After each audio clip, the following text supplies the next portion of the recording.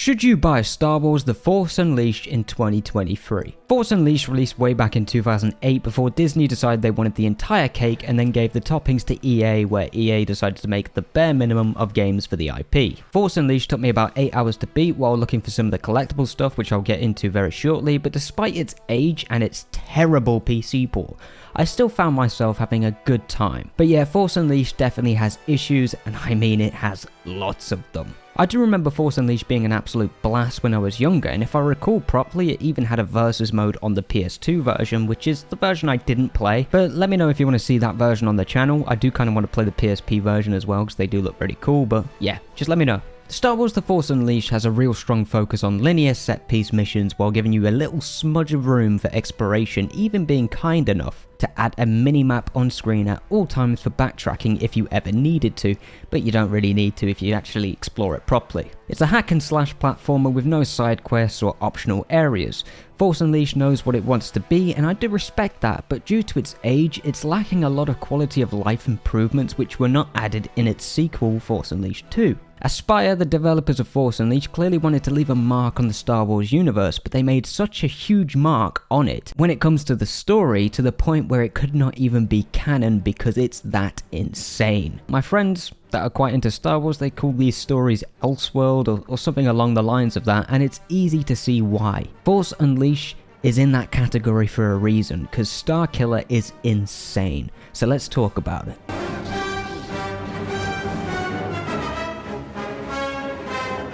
First off, the PC port is a disaster. It runs at 1080p 30fps without mods, so keep that in mind. You might be better off playing it on Xbox since their backwards compatibility is so strong. It's full of audio and visual bugs on PC, which can get really annoying, but I just learned to ignore it after a while. But yeah, the PC port, it's pretty terrible, but you know, it's playable. It is playable, just not the best way to experience it, really. You agreed to stay away!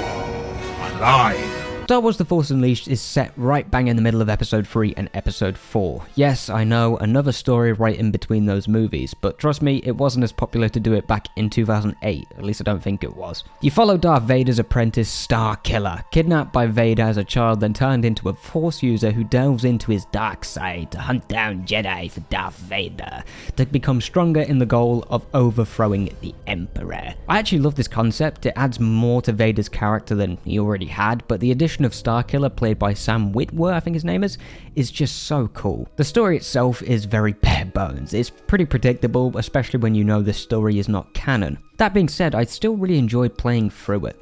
The story is written almost perfectly for this power fantasy that this game is all about, and it doesn't really throw away the elements that make Star Wars stories, you know what I mean? Well, apart from making Vader less powerful so Starkiller can be more threatening, but you know, it's not canon, who cares? But that's all I can really say that's positive about the story. The writing, it suits the power fantasy, but the writing itself, if I was being like completely unbiased, is god awful.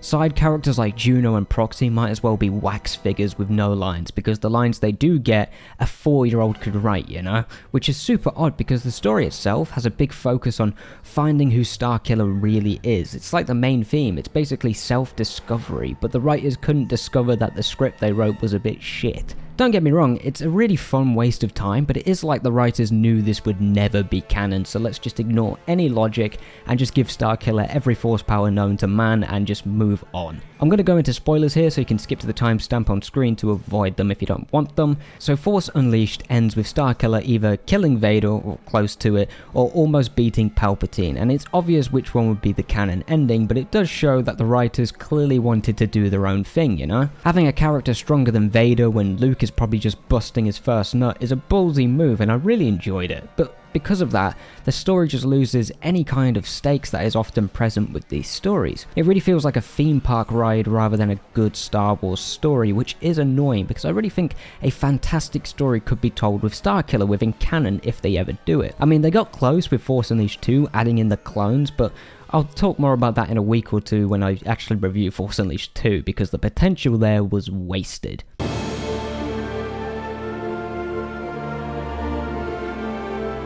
The Force Unleashed does have a fair bit of focus on platforming, which was nice to see, but it's safe to say it's not great. You'll often be jumping across platforms, occasionally using your Force abilities to clear a path while trying to cut down enemies that stand in your way. But it's often split between a square room of enemies with a serious lack of variety, only then to commit to platforming rather than trying to balance the two, which would just be more interesting in general. I think the platforming itself is incredibly basic, but it gets the job done.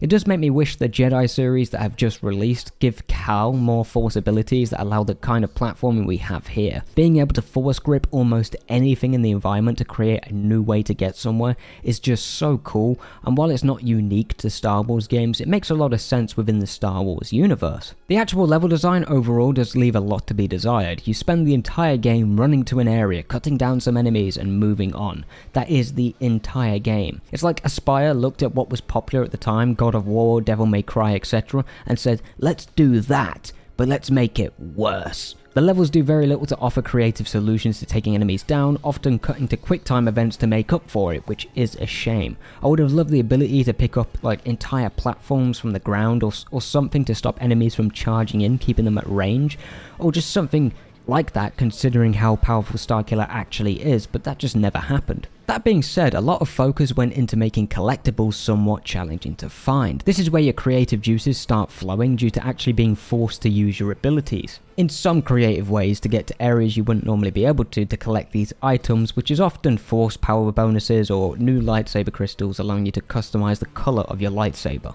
Which was a cool little addition, but obviously it doesn't stand a chance against Jedi Fallen Order or Jedi Survivor.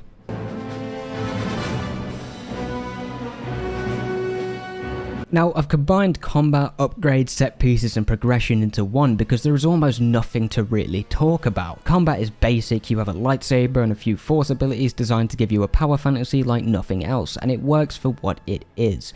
Enemies desperately try to take you down as you cut through them with several combos you can unlock over the course of this short game. You can combine lightsaber strikes with force abilities like lightning and push, creating some pretty cool combos to pull off, but most enemies don't require specific combos, so it's all about personal choice. The upgrade systems is basic as well. You get XP for lightsaber or force attacks, which you can use to upgrade those weapons in your arsenal, making them stronger, and that's it. There are no upgrades that can completely change how you play or anything like that, but due to the length of Force Unleashed, it didn't really bother me all that much. XP is given out fairly quickly, so you always feel like you're progressing, which is great. There's no artificial padding to slow your progress or anything like that. That was like the thing in 2008. The goal is to make you feel powerful, and it works, and that's without a doubt shown through the set pieces. You literally pull a Star Destroyer down from space on a planet while TIE fighters constantly blast you, and somehow you come out of it alive, which is awesome. What isn't awesome is the gameplay of those set pieces. It's just a QuickTime event. Everything outside of the basic gameplay loop is a QuickTime event, which is just really lackluster. I can see why we all loved it back in 2008, but these gameplay choices have not aged well. Sure, they were limited by hardware, but I'm sure there would be a more immersive way to pull it off other than QuickTime events. This goes for the boss battles as well. Pretty much every boss battle will be against a lightsaber user, which requires you to use different force powers, dodging and timing your attacks. But at the end of the day, they always come down to QuickTime events. It's about getting the health low enough so you can press square or X or whatever, and then you beat them, which is really lackluster. Star Wars The Force Unleashed is a pretty fun Star Wars game, held back by aged gameplay mechanics and concepts that don't really live up to today's standards. Its story, while really dumb, lacks any stakes and has nothing else to say, resulting in it being lackluster overall. If you're a Star Wars fan and never played these games, I definitely say buy it and give it a shot despite the PC port. But if you're just looking for some dumb fun and you're not bothered about Star Wars, that can be found elsewhere and in abundance. Go play Devil May Cry, God of War,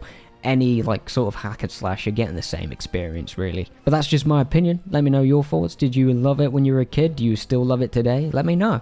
Thank you for watching. If you enjoyed, remember to smash that like button and maybe even stick around by subscribing. Thank you.